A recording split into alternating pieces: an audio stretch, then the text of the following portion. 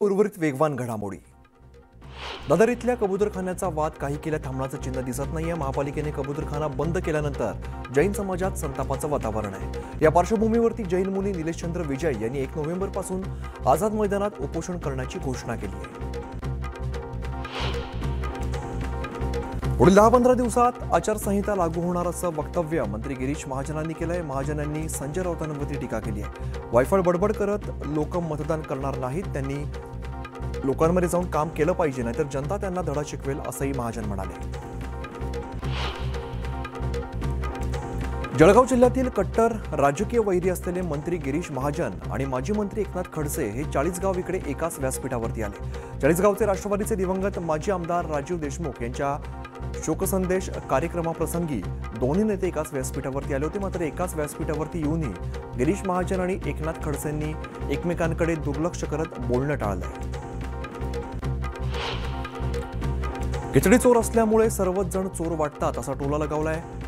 मंत्री नितेश राणे यांनी राऊतांना टोला लगावलाय. आमदारांना 5 कोटींचा निधी दिल्याबाबत राऊत यांनी केलेल्या आरोपांवरती राणे यांनी प्रत्युत्तर दिलंय. अहिल्यानगर जिल्हा परिषदेचे अध्यक्षपद राखीव झाल्यामुळे शरद पवार पक्षाला मोठा धक्का बसलाय. शरद पवारांचे अकोले इथले खंदे समर्थक आणि अमित भांगरेंनी या पार्श्वभूमीवरती मंत्री विखेंची भेट घेतली आणि यामुळे भांगरे भाजपामध्ये जाण्याच्या चर्चांना सुरुवात झाली.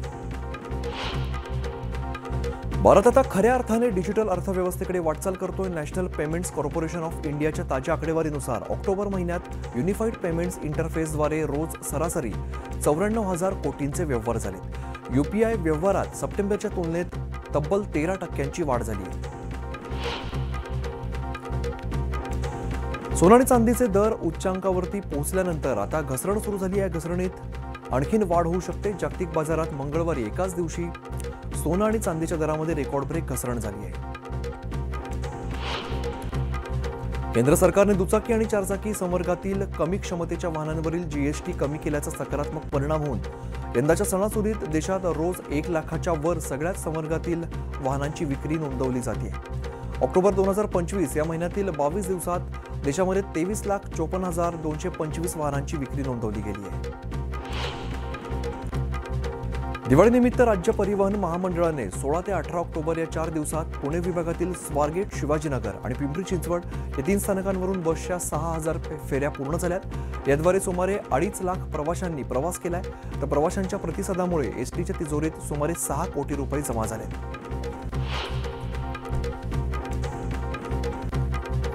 राज्यात सोयाबीनची हमीभावाने खरेदी प्रक्रिया सुरू करण्याबाबत अद्याप कोणताही ठोस निर्णय झालेला नाही. मागील वर्षी ऑक्टोबर महिन्यातच ऑनलाईन नोंदणी प्रक्रिया सुरू झाली होती. मात्र यावर्षी जिल्हा स्तरावरती याबाबतचे आदेश न मिळाल्यामुळे शेतकरी वर्गात मोठी अनिश्चितता पसरलेली आहे. हमीभाव खरेदी केंद्र सुरू होणार की नाही याबद्दल संभ्रम असल्यामुळे शेतकऱ्यांच्या आर्थिक अडचणी दिवसेंदिवस वाढत चालल्या. रंगीन ग्रुप मेघवाडीच्या वतीने बालकलाकारांनी किल्ले शिवराजेश्वर मंदिर साकारले. शिवराजेश्वर मंदिरामध्ये मालवणच्या किल्ल्याचा देखावा उभा करण्यात आलाय. बालकलाकारांच्या या कलेचं विशेष कौतुक केलं जात आहे. पुण्याच्या दौंड तालुक्यातील नांदगावमध्ये शेळीला वाचवण्यासाठी गेलेल्या महिलेला विजेचा शॉक लागला. पत्नीला वाचवायला गेलेल्या पतीला देखील शॉक लागल्यामुळे अपघातात शेळी, पत्नी आणि पती असा तिघांचाही मृत्यू झालाय. दिवाळीनिमित्त आईसोबत पालघर इथल्या नातेवाईकांकडे आलेल्या 10 वर्षाच्या मुलीचा नदीत बुडून मृत्यू झालाय. नदीत पाय घसरून पडल्यामुळे तिचा मृत्यू झालाय. दिवाळीनिमित्त नागपूरमध्ये मुख्यमंत्री देवेंद्र फडणवीसांनी सद्भावना काली पूजा कमिटीच्या काली मातेचं दर्शन घेतलंय. यावेळेला काली मातेकडे सर्वांना सुख, शांती आणि समाधान लाभो अशी प्रार्थना त्यांनी केली आहे. बीडचे श्री क्षेत्र तुकोबाराय पावनधाम संस्थान या ठिकाणी दिवाळी पाडव्यानिमित्ताने 25,000 दिव्यांचा नयनरम्य दीपोत्सव साजरा झाला. महंत महादेव महाराज बोराडे यांच्या संकल्पनेतून बळीराजाप्रती कृतज्ञता म्हणून हा दीपोत्सव साजरा करण्यात आला आहे. दक्षिण कोकणची काशी अशी ओळख असलेल्या कुणकेश्वर या ठिकाणी दिवाळी पाडव्यानिमित्ताने मंदिर कमिटीच्या माध्यमातून दीपोत्सव साजरा करण्यात आला आहे. तब्बल 21,000 तेजोमय दिव्यांनी कुणकेश्वर मंदिर परिसर उजळून निघालाय. तुळजाभवानीच्या दर्शनासाठी तुळजापुरात भाविकांची गर्दी झाली आहे. देवीचं मंदिर 22 तास सुरू असून सगळे विधी सुरू ठेवण्यात आले. मंदिर संस्थांकडून गर्दीचं योग्य नियोजनही करण्यात आलं आहे.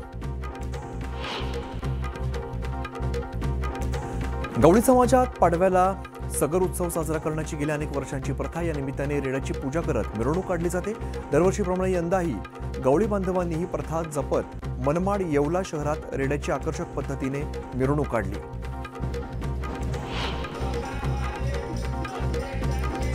अमरावती जिल्ह्यातील तळेगाव ठाकूर गावात दरवर्षीप्रमाणे दिवाळी निमित्ताने पाडव्याच्या दिवशी गवळणींच्या नृत्याचा उत्साह पाहायला मिळाला. पारंपरिक वाद्यांमध्ये कला, ढोलकी आणि पारंपरिक गाण्याची मेजवानी पाहायला मिळाली.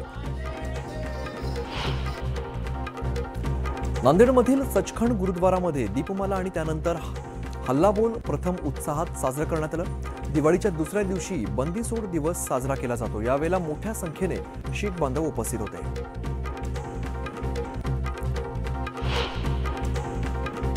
एक छोटासा ब्रेक. लगेचच परराव पाटील यांनी आपल्या पाळधी गावात स्नेहमिलनाचा कार्यक्रम आयोजित केलेला होता. या कार्यक्रमात त्यांच्या बालपणीच्या मित्रांसह गावातील शेतकरी आणि नागरिकांनाही दिवाळी फराळासाठी निमंत्रित करण्यात आलं होतं. पालकमंत्री गुलाबराव पाटील यांनी मित्रांसोबत दिवाळीच्या फराळाचा आनंद घेतलाय.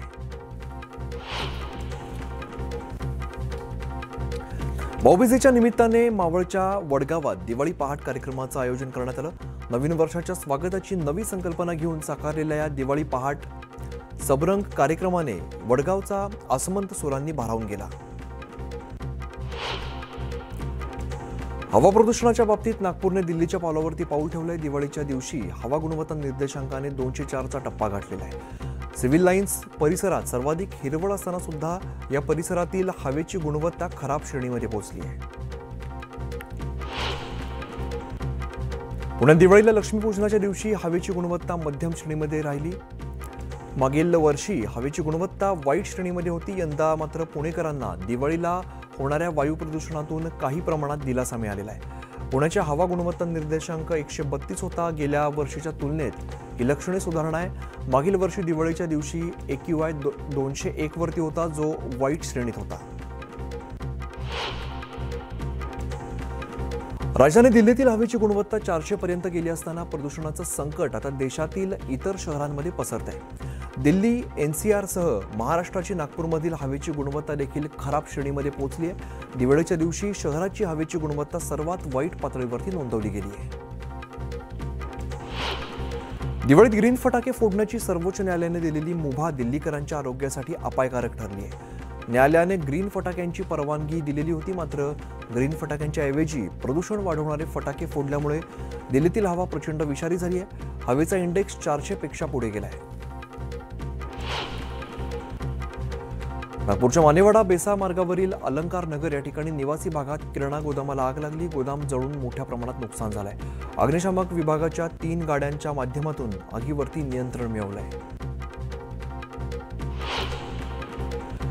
जळगाव शहरातील सराफ व्यावसायिकाचं 30 तोळं सोनं घेऊन फरार झालेल्या बंगाली कारागिराला जळगाव पोलिसांनी 8 वर्षांनंतर वाराणसीमधून अटक केली आहे. अटक करण्यात आलेल्या बंगाली कारागिराकडून 12 लाख रुपये किमतीचं सोनं पोलिसांनी जप्त केलं आहे. ठाण्यातील कासारवडवली परिसरात एक धक्कादायक प्रकार उघडकीस आलेला आहे. साईपार्थ या इमारतीतील मद्यधुंद अवस्थेतील वॉचमनने रस्त्यावरून जात असलेल्या 4 वर्षांच्या चिमुरडीची छेड काढल्याचा आरोप नागरिकांनी केलाय.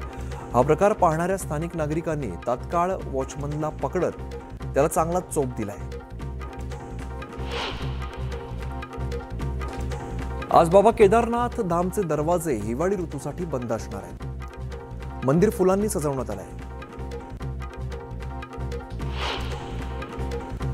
यमुनोत्री धामचे दरवाजे आज बंद राहणार आहेत. मंदिर 11 क्विंटल फुलांनी सजवण्यात आले. मंदिरात विशेष पूजा देखील आयोजित करण्यात आली आहे.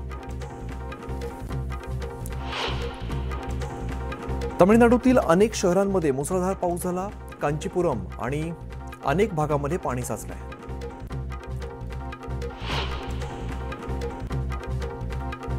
पावसामुळे चेन्नईतील मरीना बीचच्या एका भागात एक जलाशय तयार झालेला आहे. हवामान खात्याने पुढील 24 तासात पावसाचा इशारा दिला आहे.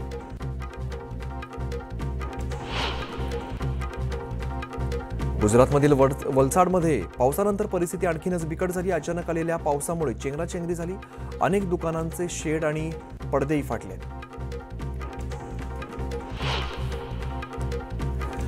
गुजरातमधील वडोदरा इकडे भरधाव कारचा अपघात झाला. दुभाजकाला कार धडकल्यानंतर झाडावरती उलटली आणि अपघातात 4 जण जखमी झाले.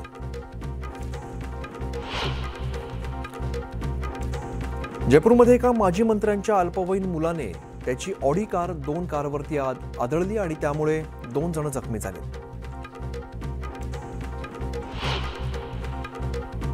उत्तर प्रदेशातील गाझियाबादमधील एका पेट्रोल पंपावरती पोहोचताच एका कारला आग लागली. गाडी पेट्रोल आणि सीएनजी भरण्यासाठी आलेली होती. उत्तर प्रदेशातील फिरोजाबादमध्ये 5 तरुणांचा दुचाकीवरून प्रवास करतानाचा व्हिडिओ व्हायरल झालाय. तपासणीसाठी तैनात असलेल्या पोलीस कर्मचाऱ्यांनी या तरुणांवरती कारवाई केली आहे.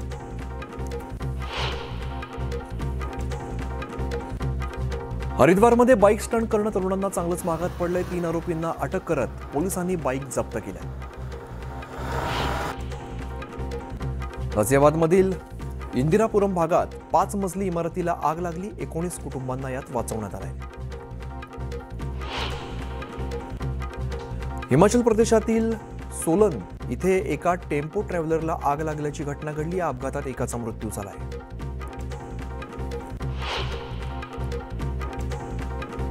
झारखंडमधील चाईबासा इकडे हत्तीच्या हल्ल्यात एका तरुणाचा मृत्यू झालाय. हत्तीच्या हल्ल्यामुळे संपूर्ण गावात भीतीचं वातावरण पसरलंय.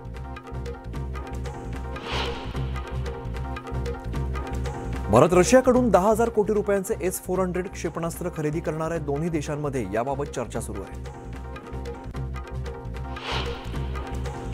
पंजाबमधील अमृतसरमध्ये शोध मोहिमेदरम्यान ड्रोन सापडला. यावरून ड्रग्ज आणि शस्त्रास्त्रांच्या सीमापार तस्करीचा संशय व्यक्त केला जातोय. नीरज चोपडाची भारतीय सैन्यात लेफ्टनंट कर्नलपदी नियुक्ती करण्यात आली आहे. या कार्यक्रमाला संरक्षण मंत्री राजनाथ सिंह आणि उपेंद्र द्विवेदी उपस्थित होते.